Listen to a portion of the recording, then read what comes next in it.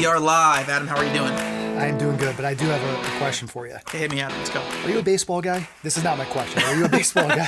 Not a baseball guy at all. I've actually never played. I've played kickball, which is not baseball.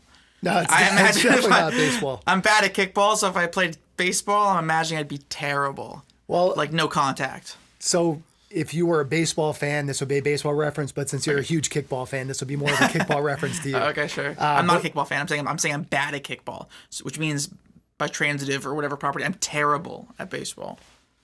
Sounds hey, good. Give me yeah, I could not imagine you being good at baseball. No. But anyway, so in baseball, obviously, when you swing the bat, you want to hit the ball, obviously. It's the goal. But when I swing the bat. But what I want to ask you, though, when you swing and you miss, it's not a good feeling. So tell me about a big swing and miss that you've had. Gotcha. Biggest swing and miss. Well, I'm sure if it was playing baseball, it'd be a big swing and miss. Wait, so I feel like music, you fall down. For baseball fans, if you swing and you miss and you fall down, that's as embarrassing as it comes. Okay, so what's my swing, miss, and fall? My swing, miss, and fall down. I have one obvious one, but give me a sec. I feel like there might be a couple here. I feel like they're too late, like kind of lying in the. It's actually, they're both flops for the same reasons. The more I think about it, actually, for me, the big one was my debut Skrizzly project, Stains. Stains took 5 years to make. Took my life savings to make. Like 5 years. Took 5 years to make 5 songs. Now I make 5 songs in like a week. But was that because you were trying to be such a perfectionist on it? It was perfectionist, but also was the fact that that's how I learned how to make records. I had no fucking idea what I was doing. I mean, it's so different. I mean, I look back and it's like when I'm guiding a mix or I'm guiding additional production, like I'm razor sharp now. I know exactly what to tell the person I'm working with to get what I want. And back then, I just didn't. I'm just like, this is wrong. I don't know how to communicate, how to get it right. You know what I mean? It was so fucking difficult. And that's also me with myself. It's like, I'm making records, and I'm like, this is wrong. How do I make it right?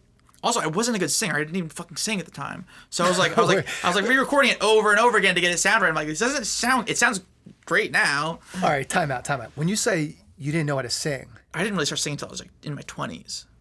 But when you were like 16, were you like really good at singing Happy Birthday and you're like, I actually have a pretty good voice? Or like, did you ever sing and people were like, you have a good voice? No, I sang in like bands and like I sang, but like it wasn't the thing. Like the guitar solo was 6 times longer than me saying, hey, or some shit. You know what I mean? Right. So like singing wasn't really the thing.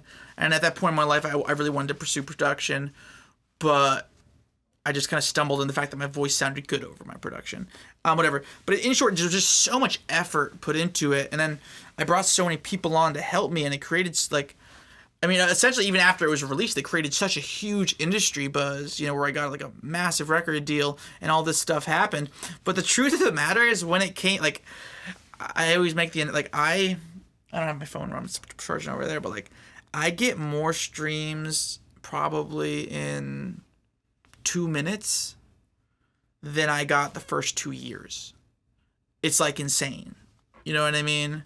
In a stream, so that everyone's clear and so I'm clear. Sure. That's literally someone just clicking play on your song. Yeah. So when I'm driving over and I put on Foolish. Yeah. Shout out to Foolish. Foolish, great song. New single out now. Yeah, great. Thank you, sir. Great song. Exactly. So it's like it's like for me, it's like Spotify, Apple, Amazon, YouTube, and there's other things like Deezer and whatever. Sure. You accumulate all those together, like what I get in 2 minutes is way bigger than what I was getting in a fucking year. And it was just such a heartbreaking thing to see. I think we've talked about this in another episode, or we will talk about it in another episode, is that like there just wasn't support and there wasn't a vehicle for it. And obviously streaming is different now because streaming is just now so much bigger. But there was just no consumption. There was just no consumption. It wasn't selling. There wasn't selling millions of records.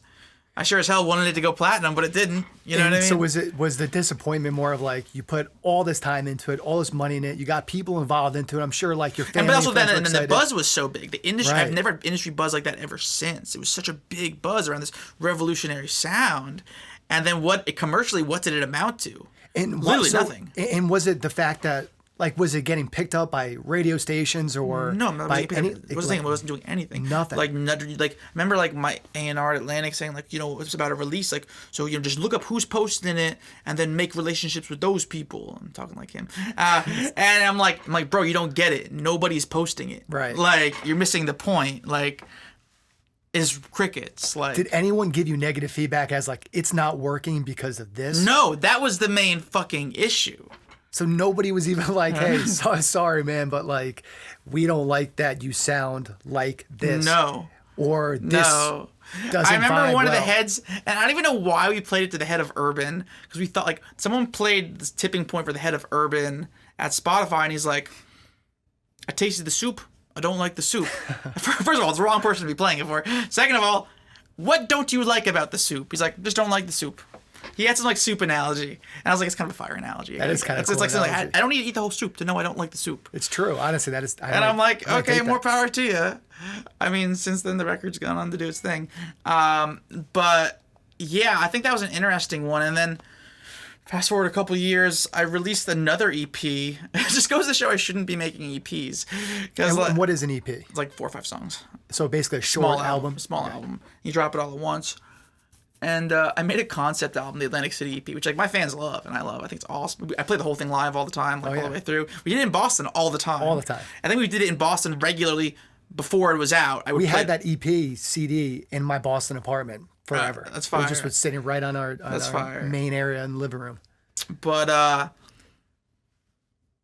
mean, I blame myself for this. But like, I dropped all 4 songs at once, and at that point, it was just suicide.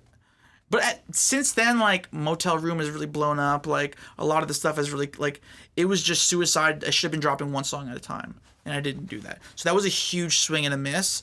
But I was just trying to emphasize the fact that it was a concept project. But I think 99.9999999% of people missed that. Isn't that how the majority of people in the industry do it, though? Or at least they used to do it, was you would just drop all 15 songs in your album but not once. Anymore. Right. As of, like, people in early 2017 realized that's not the move. I got the memo a couple months too late. Why is that? Is that just because people don't want to listen? Think of it this way. I mean, I think artist Russ explained it really, really well. He was dropping, like, an album every 6 months. And he's like, track 1 has the most streams, track 2 has the second most streams, track 3 has the third most streams, track 4, et cetera, et cetera. So why don't we just make everything track 1? It's true. It was literally it's like the album can have 5 million streams or the album can have 20 million streams. It's such a simple thing. I'll even say, just as people know if they've listened to previous episodes, I'm a fan of yours, and that's how we the relationship even started. But like anytime a new song comes out for you, I'm like, oh nice, I have this new song for a few weeks or a month or whatever, however long until you put your new one out. Yes. Where if it was on an album of 15, I might not listen to it. You're probably not going to listen to it. You're going to gravitate to one. Yep. It's just a no-brainer. I mean, I feel like this isn't rocket science. If you're Drake, you can drop an album. If you're Taylor Swift, you can drop an album. But even I look at, like, Kanye is one of my favorites of all time. Love Kanye. Yeah, sure. And, like, I look at College Dropout. And, like, my original, like, when that album first came out, there was 1 or 2 songs. Also, yesterday was the 17-year anniversary of that College Dropout. It's a shout out Kanye. Yeah, Great shout album. out Kanye. Great album. What do you say we get Kanye on the podcast? Let's get Kanye on the podcast. What we're saying.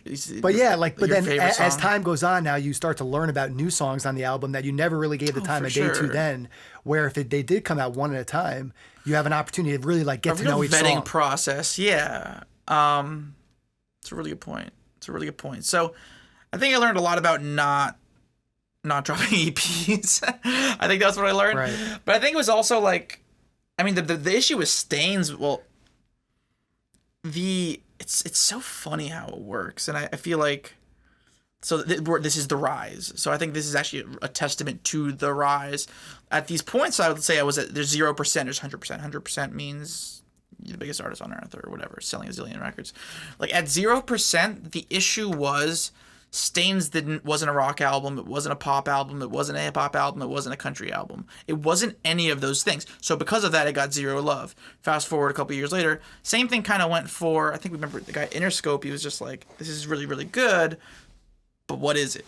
You know what I mean? Mm-hmm. Same thing with the Atlantic City EP. It was like it wasn't anything. And let's say I'm 10% right now, or maybe 5%. Let's be a little more humble. I'm 5% right now, and Spotify and Amazon and Apple, shout out to all the curators, they've decided I am an alternative rock artist. You know what I mean? I'm an alternative rock artist, so I get all those things. Spotify, if you look up my songs and go underneath it, it'll start to hint that I am suggested for playlists like New in Nashville or Wild Country or Wild Pop. So the computer's beginning to pick up that I could exist in pop and I could exist in country. So it's like, it's almost like you don't fit into boxes because you're unsuccessful, and you fit into every box because you are successful. Sure. So it's like, it really goes back to you got to force your hand, you know? Yeah, I mean, you have to, but it's also like momentum breeds everything. Like if you're doing well and like people love you and you have a name, then it doesn't matter if you have a brand or not. If you don't fall into a certain bucket, then people are like, that's what makes him or her so great, is that they don't fall into a bucket. So it really is all about perception and about the momentum that you have. Totally. But what about like, you know, one of the things about being an artist is you fully put yourself out there. Like when you go to a show, you know, you might have 1,000 people show up. You might have 5 people show up. Zero. You know, right. I remember hearing the ZZ Top documentary. They were on the come up and they had this show, and like just one guy. It was just one dude, and they're like, we played the whole fucking show. Yeah. And we know that guy to this day. He still comes to the shows. But ZZ Top played a show for one person. Yeah. At like a venue. And it's like tough. One guy came up and they're like, damn, we're gonna rock it. Like, fuck it. Yeah, well, there's like, I don't know if it's a meme. I don't even know what the hell you call it. I'm not like you. Not meme savvy. Not meme savvy, but I think there was like a meme of like Ed Sheeran performing at a mall back in the day, and there was a video of it, and there's like 15 fans there, and then everyone else just walking right by, don't even give it any attention. Yeah. And it's like, that's Ed Sheeran, the same Ed Sheeran, #1 selling artist on earth. Yeah. Right. Not too long ago, where no one gave him time of the day. Oh, for sure. And now it's like you can't even get a ticket to one of his shows. Yeah, of course. So I'm sure that, you know, when you're an artist, like you don't know. And that's got to be a tough thing. You know, you have to be locked into just giving your best performance, but it's a lot easier to give your best performance. Well, I think it's great that you ask what's the biggest swing and miss, but I think like to anyone that cares what I have to say, much more important than your biggest swing and miss is that 85% of the time you're going to swing and miss. Sure. So it's like, just keep swinging. Right. I think like I was on the phone with someone I do business with, and I was just kind of giving him it was like a catch up kind of call, and I was just like, hey, like quality is the most important thing, but right now it's quantity. Mm-hmm. You know what I mean? I'm not saying against quality. We're still doing quality, but like I plan on dropping 15 songs on the DSPs, and hopefully this podcast included 40 pieces of content on my YouTube channel. Like we're just hitting them. And I don't know what's going to stick, and I don't know what's not, and I don't know what's going to blow up in Spain, and I don't know what's not. I just don't know. You don't know. Well, so just get ready to just swing and miss a lot. I think that's a great way to wrap up this episode. Is it's not about trying to hit a home run every time or even getting a single every time. Like you gotta shoot the ball to have a chance to make it. Just try to get on the plate as much as possible to swing. Just keep swinging. And whatever the hell it is you want in life, you gotta just keep on fucking swinging.